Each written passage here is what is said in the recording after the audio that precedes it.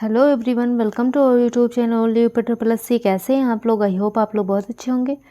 तो चलिए शुरू करते हैं आज का लेक्चर। और लेक्चर को शुरू करने से पहले आपसे रिक्वेस्ट है, अगर आपने चैनल को सब्सक्राइब नहीं किया तो प्लीज़ कर दीजिएगा और नोटिफिकेशन बिल को भी हिट कर दीजिएगा, जिससे कि जो आने वाली वीडियो के नोटिफिकेशन है वो आपको टाइम पर मिल पाए। और लेक्चर को शुरू करने से पहले आपसे रिक्वेस्ट है कि लेक्चर को शेयर जरूर से कर दीजिएगा। तो चलिए शुरू करते हैं आज का लेक्चर। फर्स्ट क्वेश्चन है, नाभिकीय विखंडन में क्या प्रयोग किया जाता है? न्यूट्रॉन, प्रोटॉन, इलेक्ट्रॉन या फिर पारा? तो आपको बताना है जो नाभिकीय विखंडन होता है इसमें क्या प्रयोग किया जाता है। तो इसमें न्यूट्रॉन प्रयोग किए जाते हैं। ऑप्शन ए इसका सही आंसर है। सेकंड क्वेश्चन है, द्रव अवस्था में पाया जाने वाला धातु कौन सा है? स्कैंडियम, वेनेडियम, मैग्नीशियम या फिर पारा? ये तो इम्पोर्टेंट क्वेश्चन है, आपको पता भी होना चाहिए कि द्रव अवस्था में पाए जाने वाले धातु कौन सी है। तो यह पारा है। ऑप्शन डी इसका सही आंसर है। क्वेश्चन नंबर 3 है, अदिश राशि कौन नहीं है? कार्य, ताप, चाल या फिर संवेग? तो आपको पहले पता होना चाहिए कि अदिश राशि कौन सी होती है। तो जिसमें केवल परिणाम की आवश्यकता होती है उसे अदिश राशि कहा जाता है। और एक रूल होता है, मतलब ट्रिक है एक, इससे आप लोग अदिश राशियों को याद रख सकते हैं। जैसे कि दादू को आर्द्रता की चाबी उषा ने दे दी। उषा ने, ये इसमें ये वाला सा होगा, उषा ने दे दी। दादू को आर्द्रता की चाबी उषा ने दे दी। तो मैं आप लोगों को बता देती हूँ कि कौन से वर्ड्स का मीनिंग क्या होगा। आप लोग नोट डाउन कर लीजिए। जो ये दा होगा इसका अर्थ होगा दाब, दू से दूरी होगा, और ये को से कार्य हो जाएगा, आ से आयतन हो जाएगा, और द्रा से द्रव्यमान हो जाएगा, ता से ताप हो जाएगा, की से कार्य हो जाएगा, इसकी से कुछ नहीं होगा, चा से हो जाएगा चाल हो जाएगा, और ये चावी वी से हो जाएगा विद्युत धारा, और ऊ से हो जाएगा ऊर्जा, सा से हो जाएगा समय, और ये ने दे दी, ये सेंटेंस बनाने के लिए लिखा गया है। तो आप लोगों को मैं एक बार फिर से रिपीट कर दे रही हूँ कि ट्रिक है, दादू को आर्द्रता की चाबी उषा ने दे दी।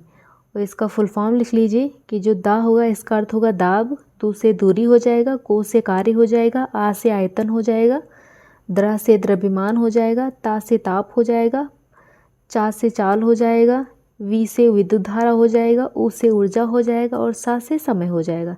ये बहुत इंपॉर्टेंट है, आप लोग नोट डाउन कर लीजिएगा। अक्सर एग्जाम में आती हैं कि अदिश राशियाँ कौन सी हैं। अगर आपको ये ट्रिक पता होगी तो आप लोग पता लगा सकते हैं कि कौन सी अदिश राशि नहीं है। तो इसमें कौन सी अदिश राशि नहीं है? तो इसमें कहीं भी संवेग लिखा है नहीं लिखा है। तो संवेग एक अदिश राशि नहीं है, संवेग एक सदिश राशि है। क्वेश्चन नंबर 4 है, इनमें से कौन सदिश राशि नहीं है? त्वरण, बल, विस्थापन या फिर ऊर्जा? तो आपको बताना है कि सदिश राशि इसमें से कौन सी नहीं। पहले आपको पता होनी चाहिए कि कौन सी सदिश राशि होती है। सदिश राशि वह होती है जिसमें दिशा और परिमाण दोनों की आवश्यकता होती है। दिशा और परिमाण दोनों की आवश्यकता होती है। और इसका एक ट्रिक है, इससे आप लोग याद रख सकते हैं कि कौन कौन सी अदिश राशियाँ होती हैं। अस, भवे, वि, वत्तो। तो आज से क्या हो जाएगा? आज से आवेग हो जाएगा, आज से आवेग हो जाएगा, सा से संवेग हो जाएगा, भा से भार हो जाएगा, और ये वी से विस्थापन हो जाएगा, वा से बल हो जाएगा, त्वा से त्वरण हो जाएगा, और ये भवे वे, इस वे का मतलब कुछ नहीं होगा। तो आप लोग लिख लीजिएगा कि आप लोगों को फिर से रिपीट करा दे रही हूँ कि अस, भवे, वि, वत्तो। तो आ से आवेग हो जाएगा, सा से संवेग हो जाएगा, भा से भार हो जाएगा, वी से विस्थापन हो जाएगा, वा से बल हो जाएगा, त्वा से त्वरण हो जाएगा। तो इसमें जो है कौन सी सदिश राशि नहीं है, आप लोग कमेंट सेक्शन में बताइए। तो इसका सही आंसर क्या है? तो यह है ऊर्जा। ऊर्जा एक अदिश राशि है, सदिश राशि नहीं है। यहाँ पर कहीं भी ऊर्जा आई है? नहीं आई है ना। तो ये जो ऊर्जा है या सदिश राशि नहीं है। क्वेश्चन नंबर 5 है, शुष्क बर्फ क्या है? कार्बन डाइऑक्साइड, ठोस कार्बन डाइऑक्साइड, कार्बन मोनोऑक्साइड या फिर ठोस कार्बन मोनोऑक्साइड? तो आपको बताना है जो शुष्क बर्फ है क्या है। तो यह एक ठोस कार्बन डाइऑक्साइड है। ऑप्शन बी इसका सही आंसर है। क्वेश्चन नंबर 6 है, इलेक्ट्रॉन की खोज किसने दी थी? जे थॉमसन ने, रदरफोर्ड ने, जेम्स चैडविक ने या फिर गोल्डस्टीन ने? तो आपको बताना है जो इलेक्ट्रॉन है इसकी खोज किसने की थी। तो इसकी खोज जे थॉमसन ने की थी। आप एक ट्रिक होती है कि ईंट पर नाचे, इससे आप लोग तीनों याद रख सकते हैं, इलेक्ट्रॉन, प्रोटॉन और न्यूट्रॉन। तो ईट मतलब इलेक्ट्रॉन है जो होता है, इसकी खोज किसने की थी, इसकी जो है थॉमसन ने की थी। पर प्रोटॉन जो होते हैं इसकी खोज किसने की, इसकी रदरफोर्ड ने की। और नाचे न्यूट्रॉन जो होते हैं इसकी खोज किसने की, तो इसकी खोज चैडविक ने की। तो इससे आप लोग याद रख सकते हैं। वैसे बहुत लोगों को याद होगा, लेकिन इस ट्रिक से भी आप लोग याद रख सकते हैं कि ईंट पर नाचे, ई से इलेक्ट्रॉन हो जाएगा, इसकी खोज थॉमसन ने की। प्रोटॉन की खोज रदरफोर्ड ने की और न्यूट्रॉन की खोज चैडविक ने की। तो इलेक्ट्रॉन की खोज किसने की, तो यह जो थॉमसन, जिसे थॉमसन दोनों भी कहते हैं इसको, तो थॉमसन भी यहाँ पे लिख सकते हैं। क्वेश्चन नंबर 7 है, प्रोटॉन की खोज किसने की थी, गोल्डस्टीन ने, जे थॉमसन ने, जेम्स चैडविक ने, या फिर रदरफोर्ड ने। तो मैंने आपको क्या बताया था, ईट पर प्रोटॉन पर आ गया है तो रा से होगा, तो रदरफोर्ड होंगे। प्रोटॉन की खोज रदरफोर्ड ने की थी। क्वेश्चन नंबर 8 है, न्यूट्रॉन की खोज किसने की थी, मैंने आपको बताया था ईट पर नाचे तो चे मतलब चैडविक, जेम्स चैडविक ने न्यूट्रॉन की खोज की थी। रदरफोर्ड ने किसकी, प्रोटॉन की, और जे थॉमसन ने इलेक्ट्रॉन की। क्वेश्चन नंबर 9 है, परमाणु के नाभिक की खोज किसने की थी। बहुत इंपॉर्टेंट क्वेश्चन है कि जो परमाणु का नाभिक है इसकी खोज किसने की थी, रदरफोर्ड ने, जेम्स चैडविक ने, गोल्डस्टीन ने, या फिर थॉमसन ने। तो जो परमाणु का नाभिक है इसकी खोज किसने की थी, तो इसकी खोज रदरफोर्ड ने की थी। ऑप्शन ए इसका सही आंसर है। और रदरफोर्ड ने किसकी खोज की, तो यह प्रोटॉन की भी खोज की थी। क्वेश्चन नंबर 10 है, परमाणु के नाभिक में उपस्थित होता है इलेक्ट्रॉन तथा न्यूट्रॉन, इलेक्ट्रॉन और तथा प्रोटॉन तथा न्यूट्रॉन, या फिर इलेक्ट्रॉन, प्रोटॉन तथा न्यूट्रॉन तीनों। तो आपको बताना है जो परमाणु का नाभिक होता है इसमें क्या उपस्थित होते हैं, तो इसमें प्रोटॉन तथा न्यूट्रॉन उपस्थित होते हैं। जो इलेक्ट्रॉन होते हैं बाहर चक्कर लगाते हैं, या जो ये पूछा गया है कि ये जो अंदर होते हैं या प्रोटॉन और न्यूट्रॉन होते हैं, और ये जो इलेक्ट्रॉन होते हैं बाहर चक्कर लगाते हैं, इलेक्ट्रॉन। तो इसे आप लोग याद रखिएगा, जो परमाणु के नाभिक में उपस्थित होता है प्रोटॉन तथा न्यूट्रॉन, और इलेक्ट्रॉन उपस्थित नहीं होते हैं। क्वेश्चन नंबर 11 है, मार्स गैस कहलाता है इथेन, मीथेन, प्रोपेन, या फिर ब्यूटेन। तो जो मार्स गैस होती है किसे कहा जाता है, तो यह मीथेन को कहा जाता है, जिसे CH4 भी कहा जाता है।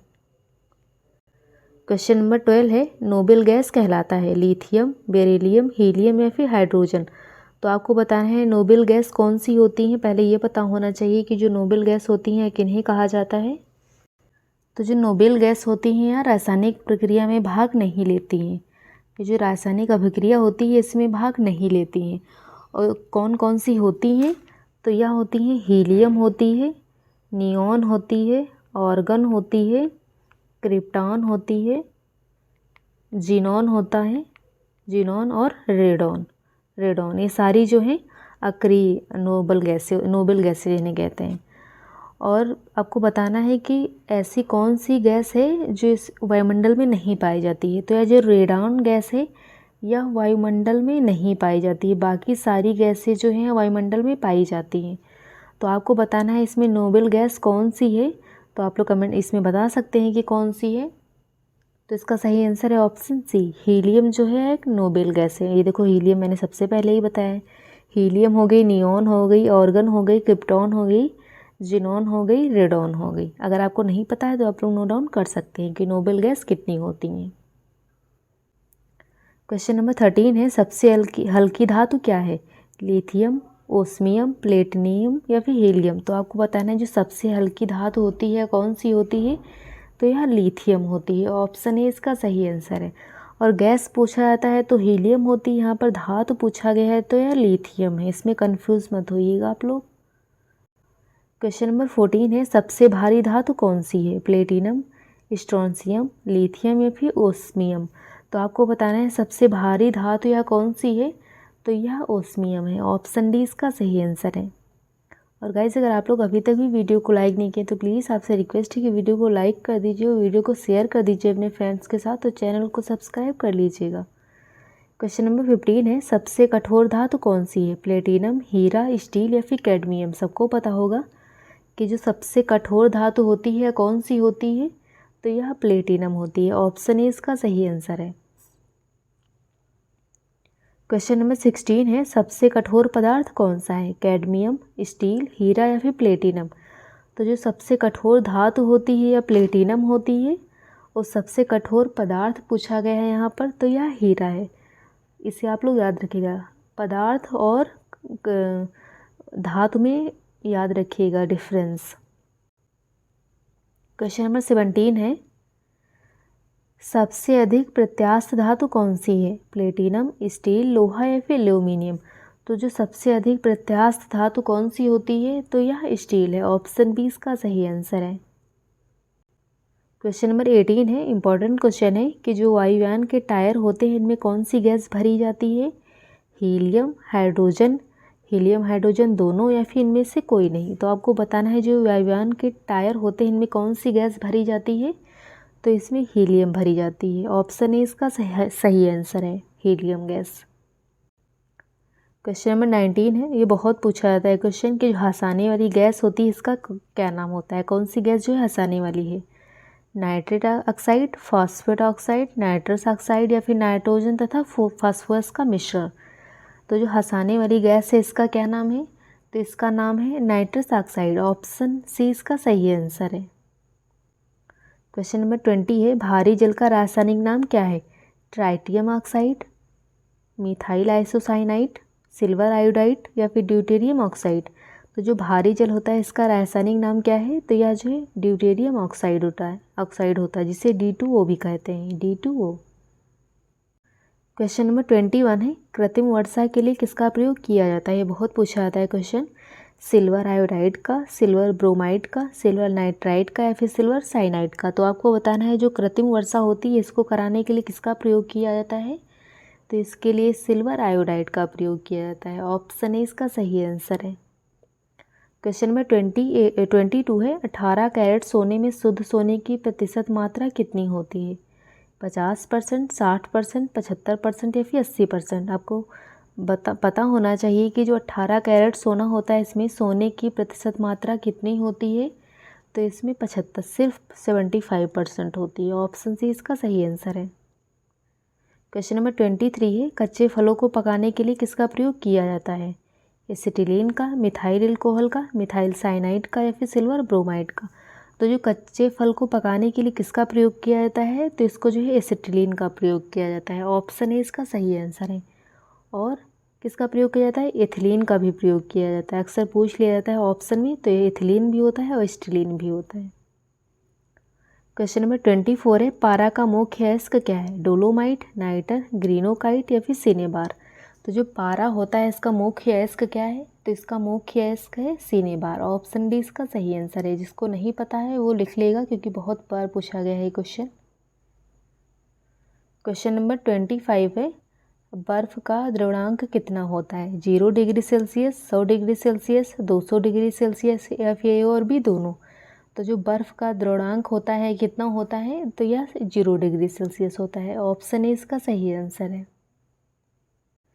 क्वेश्चन नंबर 26 है, रिएक्टर में नियंत्रक छड़ के रूप में किसका प्रयोग होता है? क्लोराइड का, निकेल का, क्रोमियम का या फिर कैडमियम का? तो आपको बताना है जो रिएक्टर में नियंत्रक छड़ होती है इसमें किसका प्रयोग होता है? तो इसका सही आंसर है गाइस ऑप्शन डी, कैडमियम का। क्वेश्चन नंबर 27 है, ध्वनि तरंगे किस दिशा में गमन करती हैं? रैखिक दिशा में, क्षितिज दिशा में, लंबवत में या फिर परवलयाकार में? बहुत इंपॉर्टेंट क्वेश्चन है कि जो ध्वनि तरंगे होती हैं किस दिशा में गमन करती हैं? तो यह लंबवत दिशा में गमन करती हैं। ऑप्शन सी इसका सही आंसर है, लंबवत दिशा। क्वेश्चन नंबर 28 है, मनुष्य कौन तरंगे नहीं सुन सकता है? कौन सी तरंगे नहीं सुन सकता है? सबको पता होगा ये, श्रव्य तरंगे, पराश्रव्य, ध्वनि तरंगे या फिर प्रतिध्वनि तरंगे? तो जो मनुष्य होता है कौन सी तरंगे नहीं सुन सकता है? तो यह पराश्रव्य तरंगे, मतलब जो कानों को चुभ रही होती हैं तरंगे। परा मतलब ऐसे आप लोग याद रख सकते हैं कि जो परा मतलब परे हो जाए, जो सुन ना सके हम। तो पराश्रव्य तरंगे जो होती हैं मनुष्य सुन नहीं सकता है, श्रव्य तरंगे भी सुनी जा सकती हैं। क्वेश्चन नंबर 29 है, मानव नेत्र की स्पष्ट दर्शन की न्यूनतम दूरी कितनी होती है? इंपॉर्टेंट क्वेश्चन है। 15 सेंटीमीटर, 20 सेंटीमीटर, 25 सेंटीमीटर या फिर 30 सेंटीमीटर। तो आपको बताना है जो मानव नेत्र की स्पष्ट दर्शन की न्यूनतम दूरी होती है कितनी होती है। आप लोग कमेंट सेक्शन में बताइए गाइस। तो यह 25 सेंटीमीटर होती है। ऑप्शन सी इसका सही आंसर है। क्वेश्चन नंबर 30 है, गोबर गैस से प्राप्त होने वाली गैस क्या है? मीथेन, इथेन, प्रोपेन या फिर ब्यूटेन। ये सबको पता होगा वैसे ही कि जो गोबर गैस से प्राप्त होने वाली गैस कौन सी है, तो यह मीथेन है। ऑप्शन ए इसका सही आंसर है। क्वेश्चन नंबर 31 है, बायोगैस का महत्वपूर्ण घटक क्या है? इथेन है, प्रोपेन है, ब्यूटेन है या फिर मीथेन है। तो जो बायोगैस है इसका महत्वपूर्ण घटक क्या है? तो यह मीथेन है। ऑप्शन डी इसका सही आंसर है। क्वेश्चन नंबर 32 है, सोडा वाटर बनाने के लिए किसका प्रयोग किया जाता है? CO का, CO2, O2 या फिर NO2। तो आपको बताना है जो सोडा वाटर बनता है इसका बनाने के लिए किसका प्रयोग किया जाता है? तो यह कार्बन डाइऑक्साइड का प्रयोग किया जाता है, CO2 का प्रयोग किया जाता है। ऑप्शन बी इसका सही आंसर है। क्वेश्चन नंबर 33 है, लोहे का सबसे शुद्धतम रूप कौन सा है? पिटवा लोहा, ढलवा लोहा, साधारण लोहा या फिर इनमें से कोई नहीं। तो आपको बताना है जो लोहे का सबसे शुद्धतम रूप है कौन सा है? तो यह है पिटवा लोहा। ऑप्शन ए इसका सही आंसर है, पिटवा लोहा। बहुत इंपॉर्टेंट है ये क्वेश्चन, आप लोग याद रखिएगा। क्वेश्चन नंबर 34 है, बेवकूफ़ों का सोना किसे कहा जाता है? नोट डाउन कर लीजिएगा। ब्राउन्ज, पायराइट्स, सिटी गोल्ड या फिर इनमें से सभी को। तो जो बेवकूफ़ों का सोना है किसे कहा जाता है? तो यह पायराइट्स को कहा जाता है। ऑप्शन बी इसका सही आंसर है, पायराइट्स। नेक्स्ट क्वेश्चन है, क्वेश्चन नंबर 35, LPG को गंध को पहचानने के लिए उसमें क्या मिलाया जाता है? बहुत पूछा जाता है क्वेश्चन। ब्यूटेन, प्रोपेन, मिथाइल मरकाप्टेन या फिर इनमें से कोई नहीं। तो जो LPG गैस सिलेंडर होता है तो इसमें जो है एक प्रकार की जब जैसे गैस निकलने लगती है तो आपने लोगों ने सूंघा होगा कि बहुत अजीब सी स्मेल आती है। तो वह कौन सी स्मेल होती है? इसको अगर नहीं मिलाया जाएगा तो आप लोग गैस निकलेगी तो नहीं, जब तक खूब तेज़ नहीं निकलेगी तब तक आप लोगों को पता नहीं चलेगा कि गैस निकलती है। तो यह जो है गंधक इसमें मिला दिया जाता है ताकि आप लोगों को पता चल जाए कि गैस निकल रही है। तो यह कौन सा गंधक होता है? तो इसका सही आंसर है option C, methyl mercaptan. Option C इसका सही आंसर है। क्वेश्चन नंबर 36 है, सबसे हल्का तत्व कौन सा है? हाइड्रोजन, हीलियम, प्लेटिनम या फिर लिथियम। तो यहाँ पर सबसे हल्का तत्व पूछा गया है तो कौन सा है? तो यह जो है हाइड्रोजन है। ऑप्शन ए इसका सही आंसर है। क्वेश्चन नंबर 37 है, लौह की मात्रा सर्वाधिक किस में पाई जाती है? चावल में, जौ में, बाजरा में या फिर हरे पत्तेदार सब्जी में। सबको पता होगा जो लौह की मात्रा है सर्वाधिक किस में पाई जाती है? तो यह जो है हरे पत्तेदार सब्जी में पाई जाती है। ऑप्शन डी इसका सही आंसर है। तभी आयरन के लिए हरे पत्तेदार सब्जी का प्रयोग करने के लिए कहते हैं कि हरी सब्जियां खाएं अगर आपको आयरन की कमी हो गई है तो। क्वेश्चन नंबर 38 है, कांसा किसका मिश्र धातु है? निकेल तथा टीन का, टीन तथा स्टील का, तांबा तथा टीन का या फिर इनमें से कोई नहीं। इंपॉर्टेंट क्वेश्चन है कि जो कांसा है यह किसका मिश्र धातु है? तो यह मिश्र धातु है तांबा तथा टीन का। ऑप्शन सी इसका सही आंसर है। क्वेश्चन नंबर 39 है, रेफ्रिजरेटर में जल को ठंडा करने के लिए किस गैस का प्रयोग किया जाता है? अमोनिया गैस, ऑक्सीजन, क्लोरोएसिटोफिनोन या फिर इनमें से कोई नहीं। तो जो रेफ्रिजरेटर होती है इसमें जल को ठंडा करने के लिए किसका प्रयोग किया जाता है? कौन सी गैस का? तो इसमें जो है अमोनिया का प्रयोग किया जाता है। ऑप्शन ए इसका सही आंसर है, अमोनिया गैस। और इसमें से कौन सी गैस निकलती है रेफ्रिजरेटर से? तो यह जो है क्लोरोफ्लोरोकार्बन।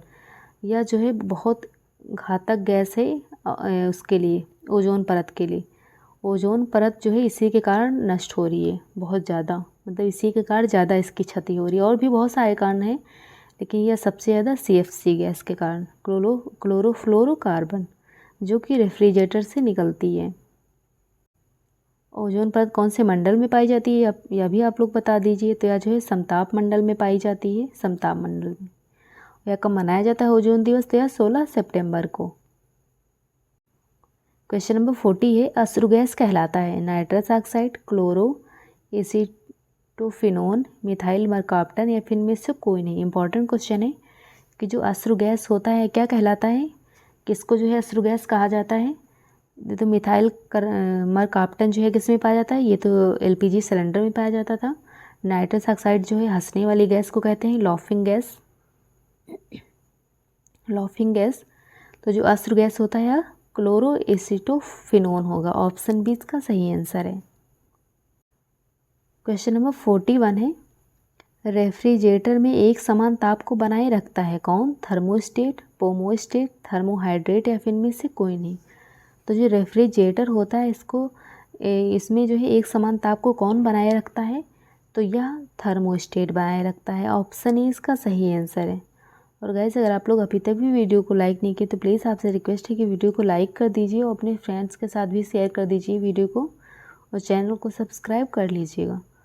तो क्वेश्चन नंबर 42 है, अंडे का आवरण किसका बना होता है? कैल्शियम ऑक्साइड का, कैल्शियम कार्बोनेट का, कैल्शियम बाइकार्बोनेट या फिर इनमें से कोई नहीं।